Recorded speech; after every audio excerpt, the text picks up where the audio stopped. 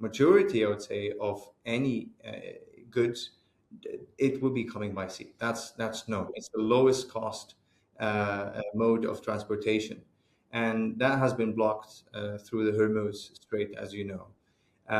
That of course has dramatically impacted all these countries. You're listening to Real Returns, where we learn how real leaders are finding real purpose through the work they do. Join your hosts, Andrew and Dan, as they interview leaders about how their businesses are creating meaningful change for individuals and communities around the world. Welcome back to another episode of the Real Returns podcast. I'm your host, Andrew Reichert.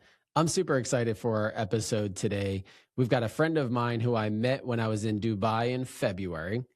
And yes, that was just a couple weeks before the conflict broke out there. So I'm really excited to hear his perspective on what's happening in the UAE and the Middle East, and kind of really from an entire geopolitical perspective. He is managing director of GDI and actually serves as CEO for three of their logistics companies. So he is busy, and I'm super excited to have him on the show today. Hisham Albahar, thank you so much for joining. And how are things going with you over there today? Oh, thanks for having me, Andrew. I mean, things are doing well.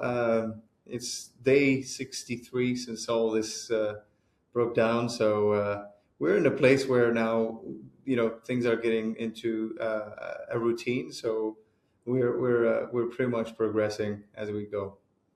Yeah, and I want to dig in a little bit further on that. You and I got connected through an organization called YPO. I was in Dubai for an event that I've been to every year with YPO, where they bring families together who are talking about investments and multi-generational giving. And you and I had lunch together, and I feel like we really hit it off. You're such an interesting person. You really are doing amazing things there in the UAE. And anytime I can meet another YPOer in another country, I consider it a privilege. And so it's just crazy to think, though, I was there in Dubai staying on the Palm, really, we were at the St. Regis there. And 2 weeks later, the Fairmont, which was like just kind of next door, ends up getting hit, with a bomb. And so I can't even fathom what that does for personal and professional endeavors. So I'd like to really just hear, be honest, how has it impacted you personally? I'm sure there are some mental health things that happen when you're in the midst of a war, but also talk about professionally. I'd like to hear maybe how it's impacting your logistics business. Sure. No one likes to live in a place where there's an uncertainty for sure that takes off like this. Dubai is known to be the safest place, and I like to continue saying it is the safest place for us. I come from two countries. I'm half Iraqi, half Lebanese. Both countries have both witnessed wars for the longest time, and moving to Dubai was a true blessing. And you wouldn't have imagined something like that could have happened to a very peaceful country like UAE.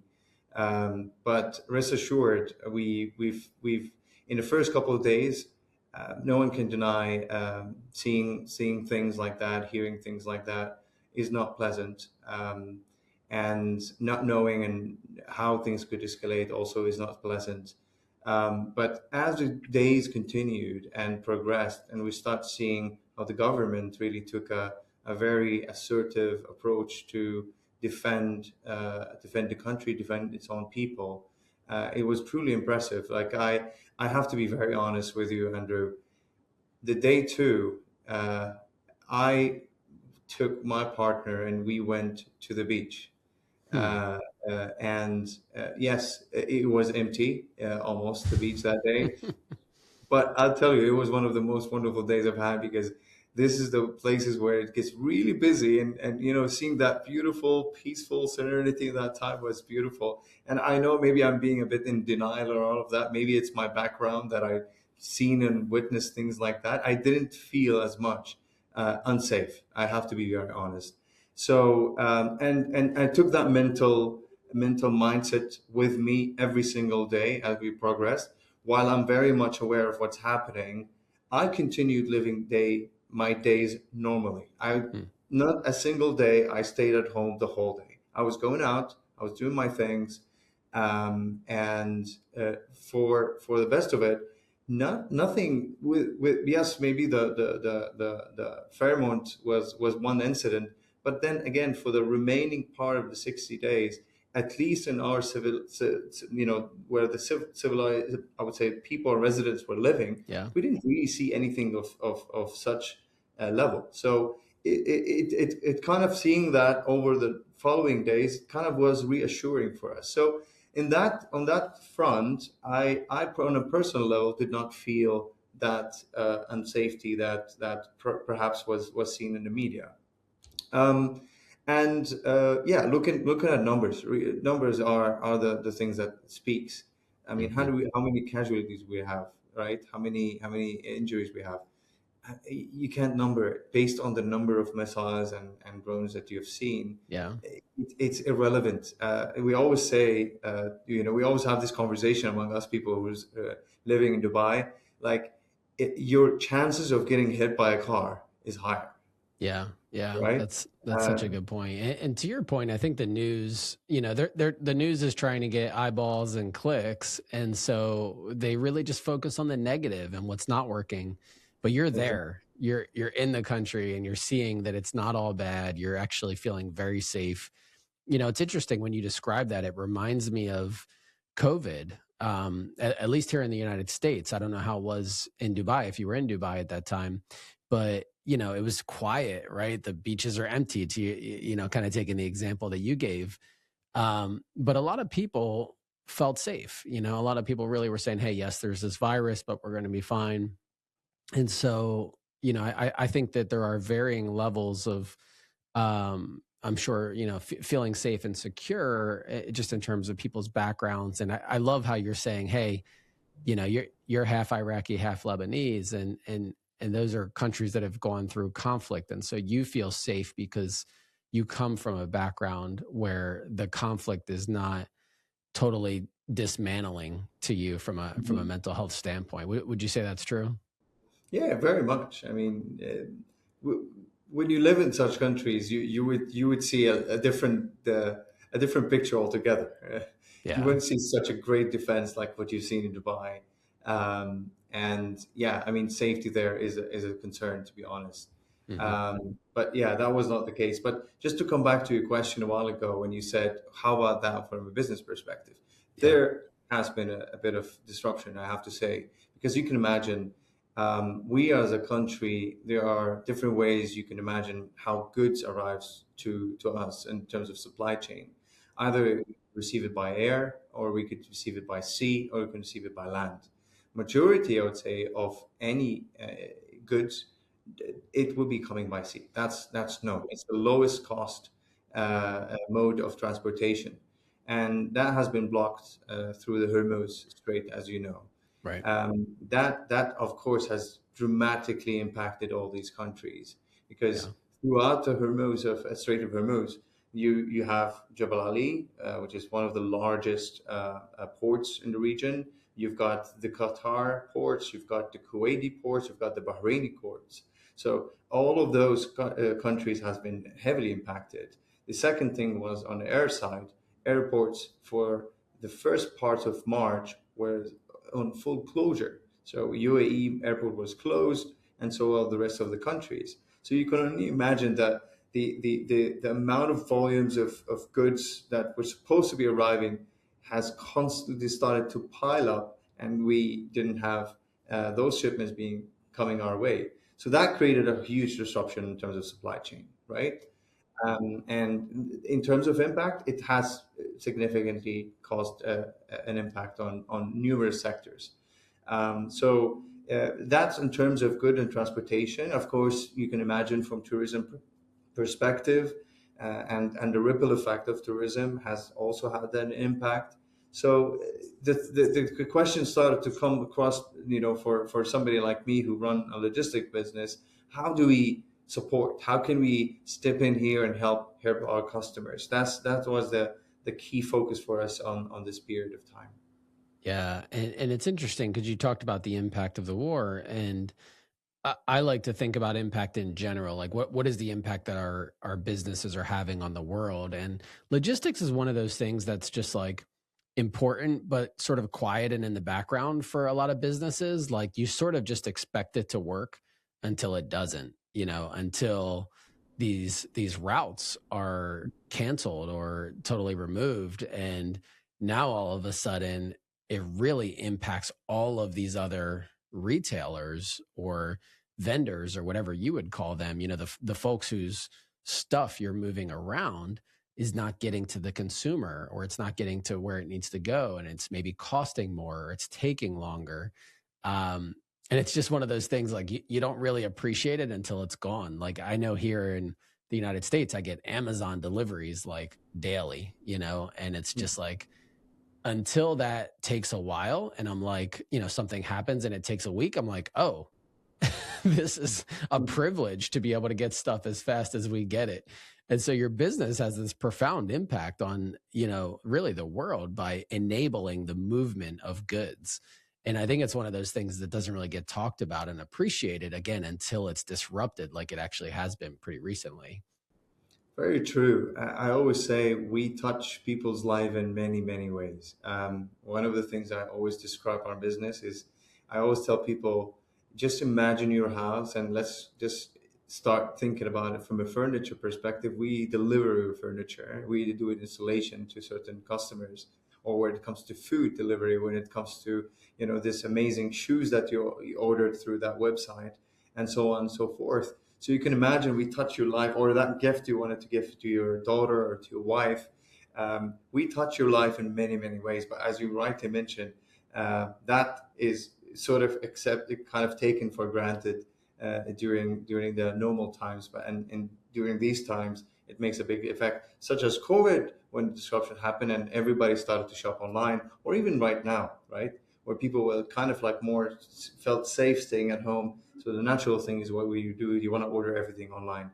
And that's where kind of we had to step in and provide a lot of things, to them, from water, which was obviously essential, to other type of goods that you wanted to have in their house. Yeah. Yeah. Yeah. And I think, again, it's one of those things, like you don't appreciate the air that you breathe until you don't have it. And, it's just like, it's so fundamental. It's such a fundamental need. Your business is never going to go away. I mean, we are always going to need to move goods around. It's one of those things too. I've been thinking about this a lot recently. Like I'm enjoying investing in businesses that I feel like AI is not going to remove or disrupt. By the way, I like investing in AI enabled stuff too, but it's just such a question mark to me. Are you using AI at all in your logistics business? I mean, it's one of those things where it's so machine heavy, right? Like you have these trucks and you're putting stuff in the trucks. And I'm just trying to understand, like, is there an opportunity for efficiency using AI? Oh, absolutely. Absolutely. Take a look at it from all across. How do we operate as a logistics? We need drivers, we need cars, of course. Those are the physical things, but all those, sort of like workflows are done, are kind of like been controlled through an orchestrating system, and that's the IT part of it. And you can think about it about a lot of processes, a lot of admin work to ensure that the flow continues, right? Mhm. So there's a lot of back-end team are working to ensure that those shipments being dispatched, quality assurance, making sure that there is a proper visibility for the clients. So a lot of these workflows can be easily managed by AI. And to be honest, today we're trying to drive a lot of this admin work towards AI. A good example for you is whenever I'm trying to deliver a shipment today, I usually, at least in our region, we do that. We call you because sometimes we need to confirm your address because not all the Mm. addresses are accurate. We don't have a postal code in our region. So physical address is very important, right? So Yeah. sometimes we receive a shipment, it's missing a street, but we have the house, but you don't know which street it is. So you need to contact the customer to get the address. So what do you do in this case? You have AI through a WhatsApp bot that you created, which is completely an AI generated, that could communicate with the client in a way that that customer feels like he's talking to a human and getting all the instruction as like, would you like me to deliver it in the night or in the time, daytime or at nighttime? It's your choice. So this type of things we can completely use AI for. Not to mention that because we're developing our core system through AI, through technology, the natural thing is for us, how can we use AI to improve the output of all the developers right now? It's just the same thing. Like I can reduce the cost for me to serve through using AI to develop these things. So those are Yeah. just two kind of like a case in points that we can consider AI as a major driver for. Yeah. Amazing. And I love, I mean, your main business is you're actually buying these logistics companies. You've bought 3 of them. You're serving as Mhm. CEO of those 3. I mean, honestly, those are the exact kinds of businesses that I would love to buy. I've actually, I mean, as you know, we're in the multifamily real estate investing business here in the US, and we've got 3,600 units. So we are often using vendors for HVAC and plumbing and electrical, services. And I've always thought like, man, those are the companies I want to buy. These are like people intensive, machine intensive, like AI is not going to get rid of them. And yet AI can improve the efficiency of those organizations on the back end. And that's exactly what I hear you saying that you're doing. I think it's brilliant. And I think the businesses that you're buying are super smart businesses to be buying right now. Yeah. Let's shift gears and talk about your future a little bit. So I think I don't know if it's just one of your operating companies or all of them, but you have kind of this 2030 vision, which caught my attention because we have a 2030 vision at my company where in 2020, we said, hey, by 2030, we want to get to $1 billion of assets under management. And here we are in 2026, we're about a third of the way there. We've got a good path to get there. Tell me about your vision. Like what does it look like? What do the next 5 years look like for you? It looks like we're both are running on a parallel We similar are. objectives. Clearly, We're very and similar. Yeah. we are also looking to have also $1 billion also in assets under Are you kidding? Oh my management. gosh. Yeah, yeah, That's yeah. too So, funny. I honestly didn't even know that. so it's we're similar, and we're actually 20% there. So that's where we are. Okay. But yeah, that's the essence of what we do, right? We believe that this is a huge old industry. It's over 100 years of industry, extremely fragmented, and there is so much value can be created by consolidating, and that's what we're trying to do. We're trying to create value through consolidating, putting a lot of governance into the businesses, driving technology, extracting a lot of value through levers of efficiencies, optimization, engineering of financing, and all of that. So there's all these levers that we have that are clearly defining a very successful path for us.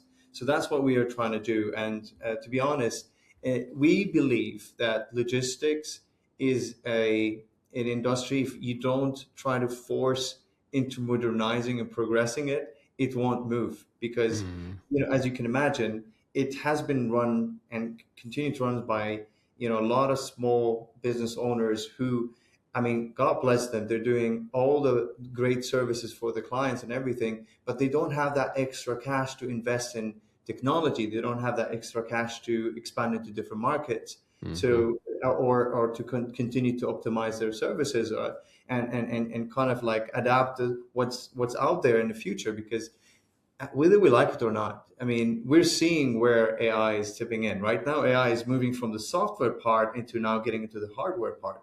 Yeah. So you can start seeing drivers being in AI, right? Mm, hmm. You can start seeing self-driven vehicles. And we used to say a couple of years ago, that's a bit far-fetched in the future. But It's here. reality is it's getting closer and closer as we go. So how do you want to capitalize that, right? And Yeah. this is where the great value is that we want to create. And I believe in our industry, scale is very important. Network is very important. Yeah. So our game plan is simple. We want to continue to acquire businesses, great companies, great businesses, and bring them all together under one umbrella, Yeah. integrate and create one big scalable company that can generate value for the investors and generate value for the customers. I think that's brilliant. Just to double click on something you mentioned there, the economies of scale are super important in your industry.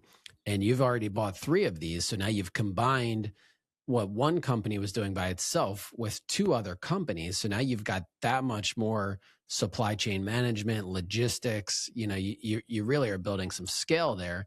And as you scale up to $1 billion of assets under management, as I scale to $1 billion of assets under management, it's almost the same thing. I mean, we're thinking about that in the multifamily space. Yeah, we have 3,600 units today, but with 10,000 units, we have better purchasing power for, waste management. We have better efficiency. AI is going to help even more. And you're thinking that way. And I think that's brilliant. That's how you're going to continue to grow. That's how you're going to continue to really make each individual business even more profitable than it is today. And then the combination of them has even more value. It's like 1 + 1 = 4 or 5 instead of 1 + 1 = 2. So I love what you're doing there. I think it's brilliant. I can't believe we're already at our time here. It flew by. Hisham, this was so much fun. If people want to get in touch with you, what's the best way for folks to reach out to you or get in touch? I mean, the best way is just writing me an email on Hisham, Hisham at elite-co.com. That's the best way to reach out to me. Amazing. And thank you for having me, really, Andrew. It's really very nicely put. It was short but sweet. Yeah. Yeah, I agree. Well, fortunately, you and I are going to be in touch, and we're fast friends from that one lunch, and so I'm sure we'll be talking. But our guests just get this one short and sweet introduction of you, Hisham. Thank you so much. Really appreciate you being on the show. Listeners, thanks for listening in. Hopefully, you got some value here. You got to hear kind of the real inside track of what's happening over there in the UAE from Hisham. So thanks for sharing a bit of your experience and a bit of your heart there. And listeners, thanks for listening in. We'll catch you all next time. Bye-bye. Take care. Thanks for listening to Real Returns. Tune in every other Wednesday for more conversations around investing, entrepreneurship, and how business can instill a sense of purpose.